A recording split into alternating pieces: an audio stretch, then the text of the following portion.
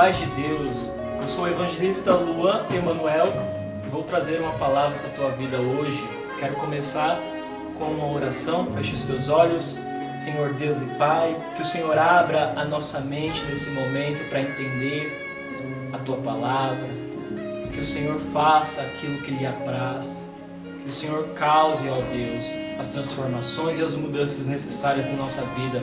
Abra o nosso entendimento. Faça morada na nossa alma, Senhor. É o que nós te pedimos e te agradecemos. Em nome de Jesus. Amém. Glória a Deus. O título dessa mensagem é Entre Marcas e Distrações. Ok? Essa mensagem está construída no livro de Efésios, capítulo 4, versículo 14 e 15. Diz assim: para que não sejamos mais meninos inconstantes, levados em roda por todo o vento de doutrina, pelo engano dos homens que, com astúcia, enganam fraudulosamente. Antes, seguindo a verdade em amor, cresçamos em tudo naquele que é cabeça, Cristo Jesus. Pois bem, eu e você já ouvimos diversas palavras, diversas mensagens em inúmeros cultos e situações. É bem verdade que tudo que a gente já ouviu, boa parte, ficou meio esquecida. Quando a gente ouviu palavras em cultos, etc. Vou chutar aqui que no máximo a gente consiga hoje lembrar. Depois de ouvir uma palavra, a gente consiga lembrar ela por uma semana, talvez um mês, dependendo da sua capacidade de gravar.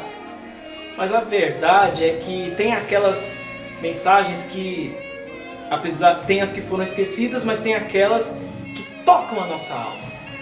Todo mundo tem aquela mensagem que tocou a alma, que tocou e marcou a vida. Marcou profundamente. E essas que marcaram profundamente, a gente consegue guardar por muito mais tempo. Mas mesmo assim, guardamos uma parte, né? A gente não guarda tudo, toda a mensagem, né? Às vezes uma mensagem de 40, 50, uma hora, a gente não grava tudo, grava partes que marcam mais e tocam a alma. Dito isso, eu te pergunto, qual foi a mensagem que mais marcou a sua vida? Que mais tocou você? Você consegue lembrar dela ainda? Ela ainda faz algum sentido para você hoje? Ela ainda causa alguma sensação ou efeito em você quando você começa a recordar essa mensagem? E nem precisa ser uma mensagem ministrada numa igreja, não. Porque às vezes tem mensagens que acontecem quando estamos no sofá de casa, na mesa ou na cama, ou até mesmo vendo um vídeo na internet pela câmera do seu celular. Não importa o lugar, não importa como, se você ouviu de um pastor ou de um evangelista, ou pode ter ouvido do seu próprio pai, ou da sua mãe, da sua tia, tio, avó, avô, ou mesmo de um desconhecido, não importa. O que importa é se existe em você aquela palavra que marcou a sua vida, que marcou a sua alma, que fez você pensar e repensar o que você estava fazendo. E que acabou te ajudando a entrar no eixo, a ser mais maduro, mais evoluído. E olha que legal, eu perguntei isso para um amigo no trabalho, se tinha alguma palavra que tinha marcado muito a vida dele. E ele contou que quando ele era mais novo, o pai dele mandou ele limpar o quintal de casa, porém naquele dia estava muito frio, tão frio que nem o cachorro ousou sair da casinha. E ele, seguindo a onda do cachorro, não saiu também, não limpou nada. Mais tarde, o pai chegou e viu que ele não tinha limpado nada, aí chamou ele de canto e disse: ou você vira homem e aprende a cumprir as suas responsabilidades em casa, ou você vai embora de casa, porque eu não quero sustentar vagabundo. A palavra foi bem dura, né? E aí depois de ouvir isso, ele se encheu de disposição e de coragem e foi lá limpar o quintal num dia de frio. Quando ele me contou essa história, ele me fez lembrar uma passagem no Evangelho de Jesus, segundo escreveu Mateus, no capítulo 21, no verso 28. Jesus conta que um homem tinha 2 filhos e chamou o primeiro para trabalhar na vinha, plantação, né? Mas aí o filho disse: não quero. Porém, esse filho que disse que não queria, depois se arrependeu e resolveu ir ajudar o pai. O pai também chamou o segundo, que disse que iria, mas acabou não indo. O mesmo caso do testemunho do meu amigo, que disse que iria limpar o quintal e não foi, né? Falou que ia e não foi.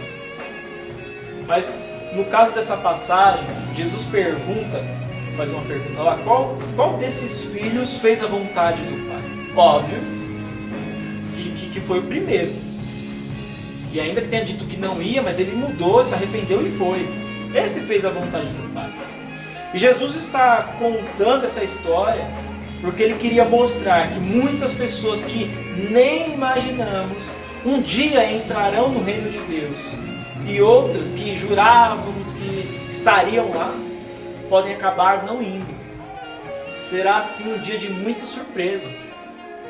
Muitos falam que vão fazer e não fazem.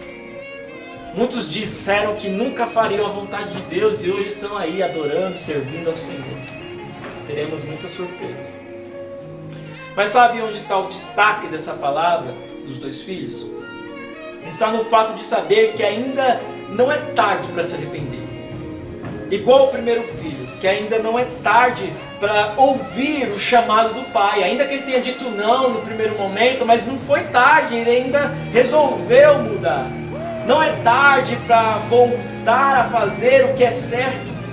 Não é tarde para arregaçar as mangas e trabalhar duro para pôr a vida em ordem, arrancar, né, as raízes do inferno que estão lá na plantação, na vinha, no quintal, que às vezes vão crescendo e entram nessa terra chamada coração. Deus, Ele ainda é aquele que nos chama e nos convida. E o convite ecoa: filho, filha, vamos trabalhar. Continuando.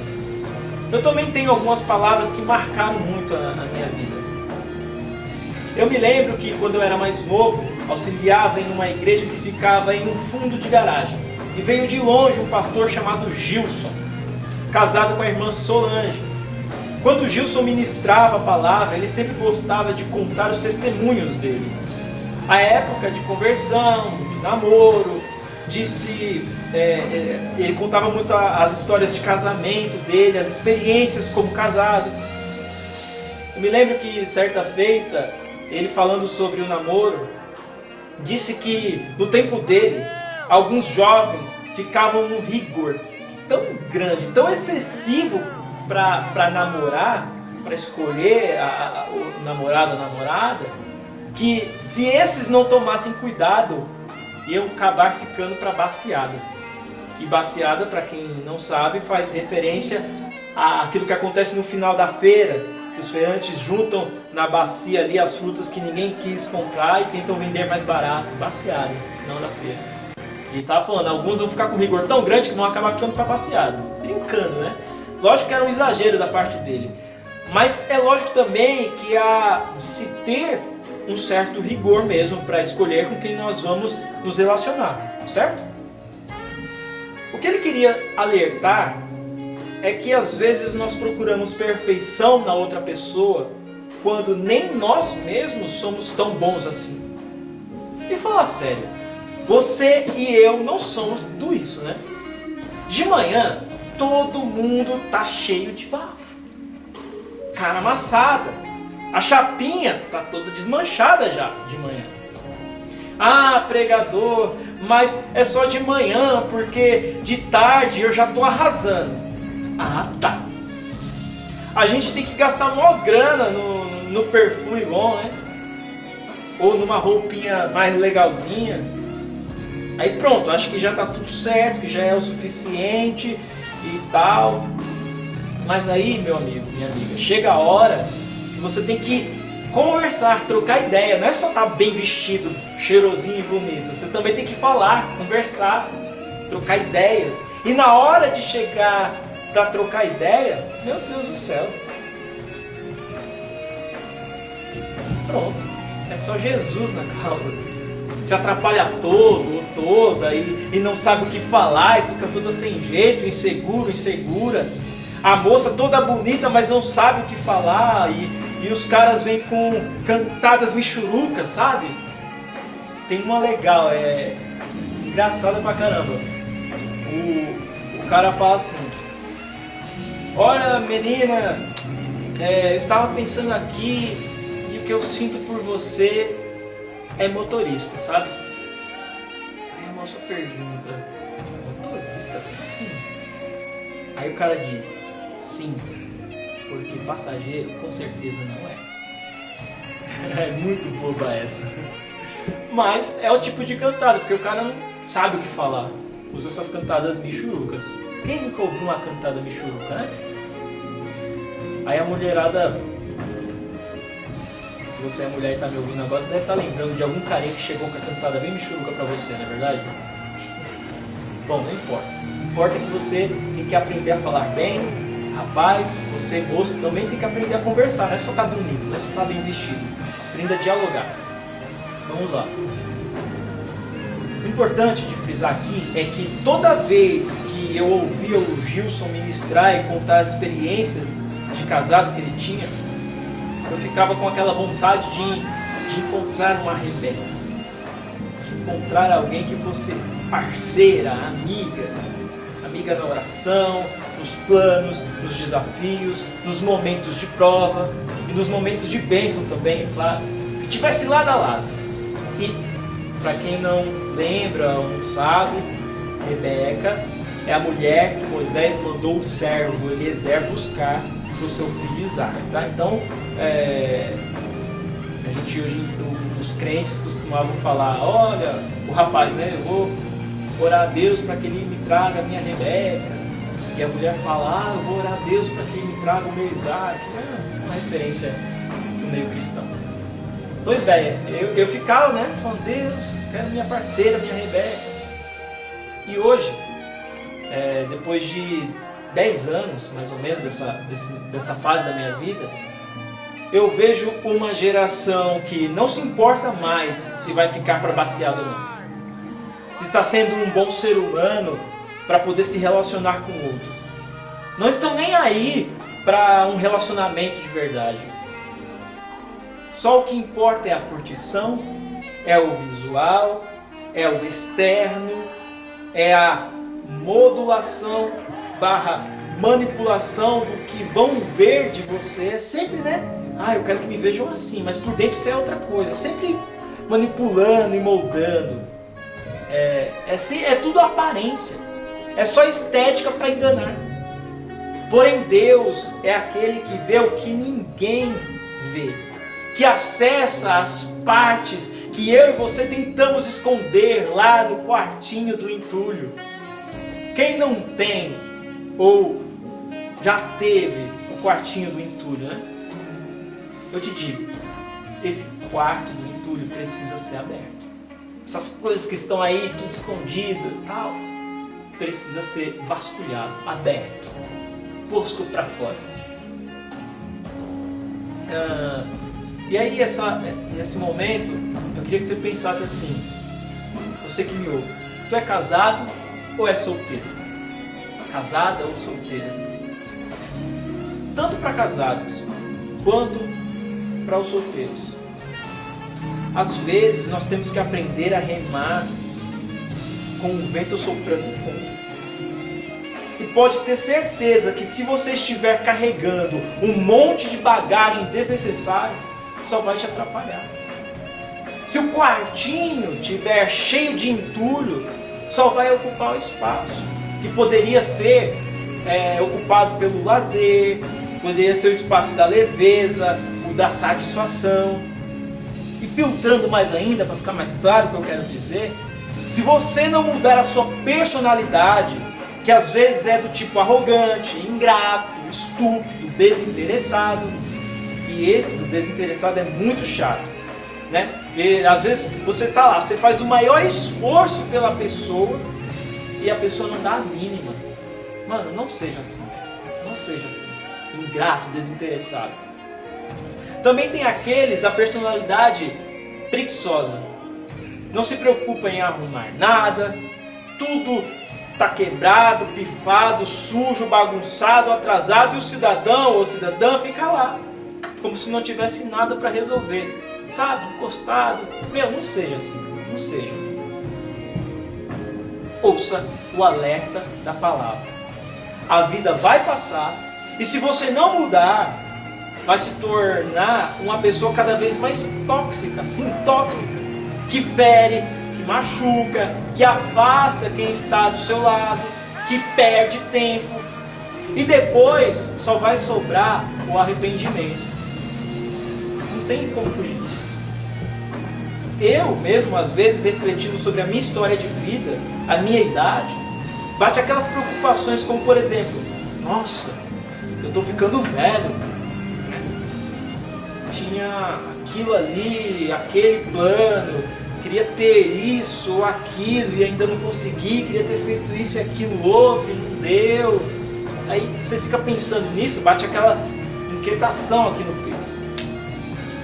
E eu pergunto, quem que me ouve agora aí na telinha nunca teve essa inquietação na alma? Talvez agora, você que está me ouvindo, está sentindo uma inquietação muito grande aí na tua alma. Ou talvez essa inquietação seja porque você quer ver a outra aba aí do Facebook, do Instagram, do Twitter que está fazendo sinal para você, né? Ou a mensagem no WhatsApp, esquece eles lá, foca aqui na mensagem. Mas, voltando, quem nunca teve uma inquietação na alma? Uma angústia porque o tempo está passando e parece que você não conseguiu achar o seu caminho ainda. Ou aquela tristeza porque você gastou seu tempo, sua juventude, sua vitalidade em um monte de coisa que não te levou a lugar nenhum. Não te trouxe nada de proveitoso. Ou trouxe mais dor de cabeça do que satisfação. Eu declaro que os teus ouvidos estejam bem atentos para me ouvir agora. Deus ainda pode te fazer feliz. Deus ainda pode te surpreender. Deus ainda pode abrir uma oportunidade que vai mudar tudo na tua vida. Ele pode. Mas pregador, como isso é possível? Como é possível mudar tudo? A fé que você resolveu seguir tem um manual. E esse manual, que é a Bíblia Sagrada, está escrito em Lucas 1:37. Porque para Deus nada é impossível. Começa por aí. A fé que você resolveu seguir, teu manual está dizendo para Deus nada é impossível. Então tudo ainda pode mudar. Tudo ainda pode ter uma reviravolta. Deus ainda pode te surpreender. E ainda, Isaías 64, versículo 4. Porque desde a antiguidade não se ouviu, nem com os ouvidos se percebeu, nem com os olhos se viu um Deus além de ti que trabalha para aquele que nele espera. Ou seja, Ele pode fazer o impossível e Ele trabalha para quem nele espera. E é o que o teu manual da fé diz. É a tua fé, a fé que você escolheu seguir, está dizendo isso. Não é impossível, Deus trabalha. Então começa a prestar atenção na tua fé, naquilo que você resolveu seguir para a tua vida. A grande sacada é que para esperar em Deus, você tem que conhecer Ele. E não pode ser neófito. Eu lembro que eu fui separado para uma fase de teste para ser ungido evangelista. E o Gilson, lembra do Gilson? Chegou em mim e disse: você tem que ler Bíblia, muita Bíblia, para não ser neófito. Aí eu fiquei mudo e tentando, dar uma partida aqui na cabeça para ver se eu lembrava o que era isso, neófito. Aí veio a pergunta que eu estava temendo, Ele chegou em mim e perguntou: Luan, você sabe o que é neófito?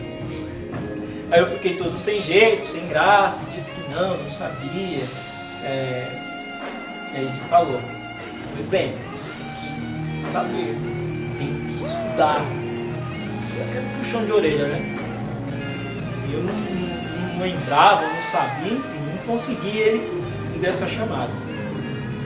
Neófito, vou explicar o que é. Neófito é alguém principiante, que começou algo recentemente, que está começando agora, sabe? Mais ou menos o significado de neófito, sintetizando. Está lá em 1 Timóteo 3, versículo 6.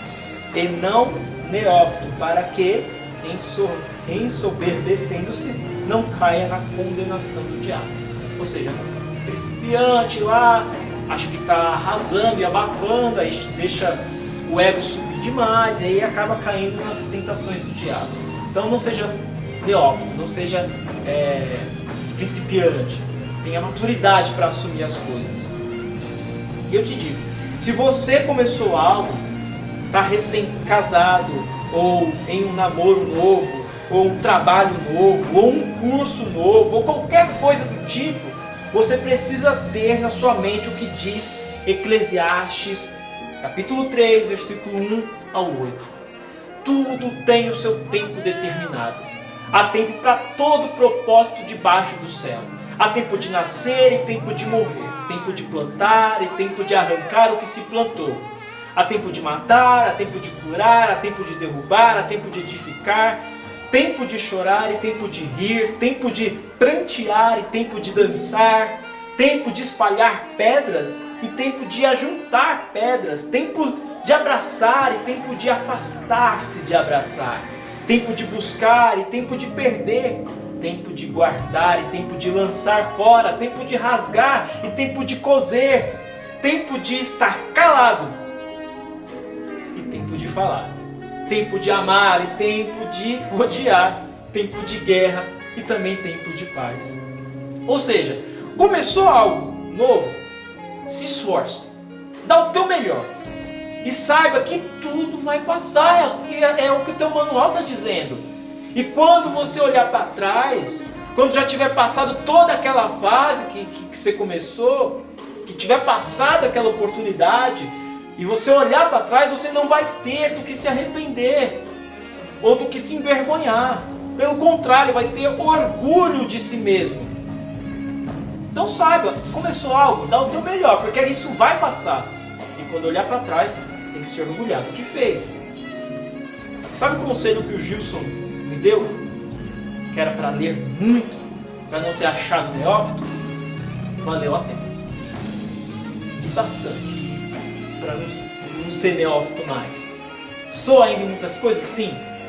Mas tem que estar sempre lendo, buscando aprender. Para nunca ser inocente nas coisas. Vale a pena buscar conhecimento, vale a pena buscar amadurecer e sair da criancice, sair da babaquice, sair da vida de moleque ou da vida louca. Sabe o testemunho do meu amigo? Que o pai mandou ele limpar e ele não foi? Mandou limpar o quintal e ele não foi? Marcou ele, né? E sempre funciona como um gatilho. Então, como funciona esse gatilho? Porque o pai deu uma bronca nele e aquilo ficou marcado nele e funciona nele como um gatilho.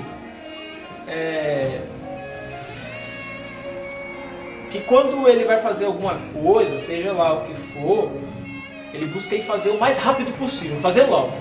Porque lá na infância ele foi marcado, ele demorou, não foi fazer e o pai deu uma bronca.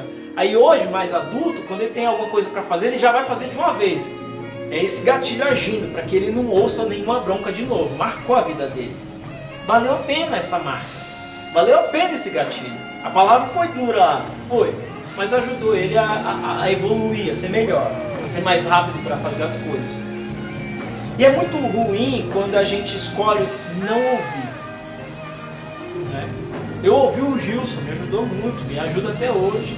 Meu amigo ouviu o pai, serve para a vida dele até hoje. Mas tem gente que escolhe não ouvir as orientações, os bons conselhos. Escolhe não dar atenção. E depois descobre que a orientação estava certa. Aí dói um pouquinho nas ideias, né? Você vê que estava certo, você recebeu a orientação certa, mas resolveu não seguir. É difícil. mas não espere o tempo passar e lá na frente se arrepender. Não faça isso. Aprende com os testemunhos e aprende com a palavra, aprende com o manual da tua fé.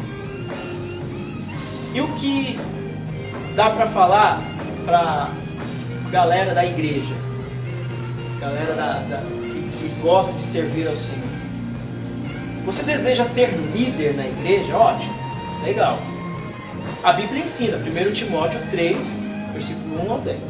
Toda a Bíblia ensina, né? Mas lá é uma orientação bacana. Deve ser alguém de boa reputação, fiel à esposa, de fácil relacionamento, hospitaleiro, deve entender do que fala, não ser chegado à bebida e não ser controlador, mas ser uma pessoa gentil. Não deve ser sensível demais a críticas. É chato ser criticado? É chato ser mal interpretado? Muito, inclusive. A gente fica nervoso? Sim, fica. Mas isso tem que fazer você buscar se tornar melhor. Teu esposo ou tua esposa, né, falou um monte, quantas vezes, né? Vai lá e briga e fala e puxa a tua orelha, dá aquela raiva, dá aquela agonia, você fica meio nervoso, mas segura. Ouça, dá uma quietada, pensa, reflete e volta melhor. Às vezes aquele puxão de orelha, aquela bronca, aquela crítica vai te ajudar a melhorar. Aguenta, cara, aguenta. O teu manual diz que você tem que aguentar.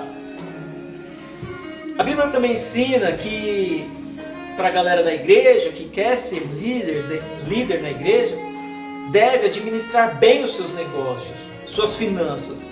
E uma boa parte erra muito nisso. Tudo bem que agora, nesse momento, desemprego está em massa por aí, né? E o preço das coisas sobe demais e é aquela loucura. Fica difícil mesmo controlar, né, os gastos, controlar, né, a parte financeira. Mas aí tem gente que extrapola, porque simplesmente não faz o básico, uma planilha de gastos. Não anota nada, aí fica se perguntando, meu Deus, onde foi parar o dinheiro? Aí o crente que está numa situação dessa, ele faz o quê? Vai pro joelho, né? Aí Deus olha lá e vê que você não calculou, não planejou, não organizou e quer resolver tudo numa oração. Legal, né? Deus ajuda, Ele ajuda, porque Ele é misericordioso. Mas irmã, faz a sua parte, vai. Fala, junta com quem tem que juntar em casa e fala, vamos organizar isso aqui, vamos fazer direitinho a planilha. Não fica sempre dependendo do joelho e da oração para resolver coisas que você deveria ter sido organizado, rigoroso, pensado antes. Amadureça. Mas pregador, às vezes é tão difícil. Eu sei, irmão, é difícil mesmo. Mas eu vou te falar algo que consta no teu manual da tua fé. Lucas 24, versículo 13 ao 14. E eis que no mesmo dia iam 2 deles para uma aldeia, que distava de Jerusalém 60 estádios, cujo nome era Emaús. E iam falando entre si de tudo aquilo que havia sucedido. Vou te explicar o contexto. O contexto aqui, Jesus havia sido crucificado, morto e sepultado. E depois disso, no primeiro dia da semana, ou seja, domingo, as Marias, que é Madalena, Joana e outra Maria, foram ao sepulcro e não encontraram o corpo. Sim, Jesus havia ressuscitado. Jesus, no caminho de Emaús, que foi a passagem que a gente leu, se encontrou com 2 pessoas que faziam parte de um círculo mais aberto de discípulos. Um chamava-se Cleopas, o outro, segundo alguns manuais, pode ser a esposa dele, mas não há certeza nisso. O fato a destacar é o diálogo que eles estavam tendo, pois os dois estavam caminhando conversando, né, acerca de tudo que tinha acontecido recentemente em Jerusalém, que era a morte de Jesus, e sobre as mulheres que tinham anunciado para todo mundo que ele havia ressuscitado, que Jesus havia ressuscitado. Os dois estavam caminhando e conversando a respeito desses assuntos. Mas ninguém tinha visto Jesus vivo ainda. Só as Marias. Esses dois estavam conversando a respeito desses acontecimentos, mas eles não tinham visto Jesus ressuscitado ainda. Ou seja, era uma conversa para tentar dar sentido a uma confusa mistura de fatos e relatos que estavam na boca do povo. Todo mundo faz isso, né? Mas pensa comigo. Eles estavam fazendo o que qualquer um de nós também faria, que é conversar sobre os acontecimentos. E na verdade eles estavam confusos porque Jesus não havia dominado tudo e assumido o reinado de Jerusalém. E eles achavam, boa parte lá do povo achava que Jesus faria isso, que ele ia assumir o reinado, ia controlar tudo, e não era esse o plano de Jesus. Eles estavam meio confusos com essas ideias. E aí vem o legal, Jesus chegou diante deles, muito provavelmente com uma outra fisionomia, com uma outra forma. O relato bíblico não diz isso, mas né, parecia que eles não viam que era Jesus. Parecia não, eles não viam. Pois eles não reconheceram, né, de primeira que se tratava de Jesus. E a conversa se seguiu sem eles saberem que era o próprio Cristo ressuscitado que falava com eles. Jesus encontrou eles no meio do caminho e começou a conversar com eles também. Sinceramente, eu acho que eles estavam numa deprê, sabe? Decepcionados ou meio que perdendo a fé em tudo aquilo, de que Jesus teria um reino e que quando a gente perde a fé, quando você está pensando que vai ser uma coisa grande e aí não acontece aquela coisa que você estava esperando, você vai perdendo a fé, né? Nada como você parar e conversar com alguém mais maduro, mais iluminado, para fazer as ideias voltarem ao eixo, né? Eu acho que eles estavam tentando fazer isso. Vamos conversar aqui, bater um papo para ver se a gente põe as ideias no lugar. E aí, é bom você ouvir aquela mensagem que acalma os ânimos, que acalma o coração e marca a alma. E foi o próprio Cristo que, percebendo essa confusão dos dois, resolveu ter essa conversa com eles. Foi o próprio Cristo que resolveu marcar a alma deles naquele momento, naquele domingo. Lucas 24, 29 diz: e eles o constrangeram, dizendo: fica conosco porque já é tarde e já declinou o dia. E entrou para ficar com eles. Depois de muito conversar, Jesus ia embora e os dois disseram: não, fica com a gente, entra aí. E aconteceu que, estando com eles à mesa, tomando o pão, o abençoou e o partiu e lhe deu. E abriram-se então os olhos e conheceram, e ele desapareceu. E disseram um para o outro: porventura não ardia em nós o nosso coração quando pelo caminho nos falava e quando nos abria as Escrituras? Jesus sumiu no meio deles. E eu quero dizer uma coisa para você. Se você é cristão, acredite, Deus vai fazer da forma misteriosa dele para falar com você, para te ensinar, para marcar a tua vida. Talvez hoje você esteja cheio de incerteza, como os dois aqui no caminho de Emaús. Talvez você esteja cheio de medos, de receios, tentando sim dar sentido a uma mistura de fatos e relatos e sentimentos e planos e frustrações e sonhos. Você não sabe quando acaba a pandemia, você não sabe se vai ter cura para o vírus ou não, você não sabe se vai continuar no emprego ou não, você não sabe se vai ter o salário, você não sabe se vai ser aprovado lá no aplicativo que só está em análise, está cheio de dúvidas, cheio de confusão na sua mente. Eu te digo agora, ore, conta para Deus, apresenta para Ele, se permita ser guiada pelo vento e pela direção de Deus, e talvez como eu já disse, não vai ser o pregador, o pastor, o evangelista, talvez seja o pai, a tua mãe, ou um amigo, ou um tio, tia, avó, avô, ou um vídeo aqui que você ouve agora aí pelo seu celular, ou um louvor, não sei como, mas Deus vai ser Deus na sua vida, e Ele vai falar contigo como Ele falou com esses dois no meio do caminho, no caminho de Emaús.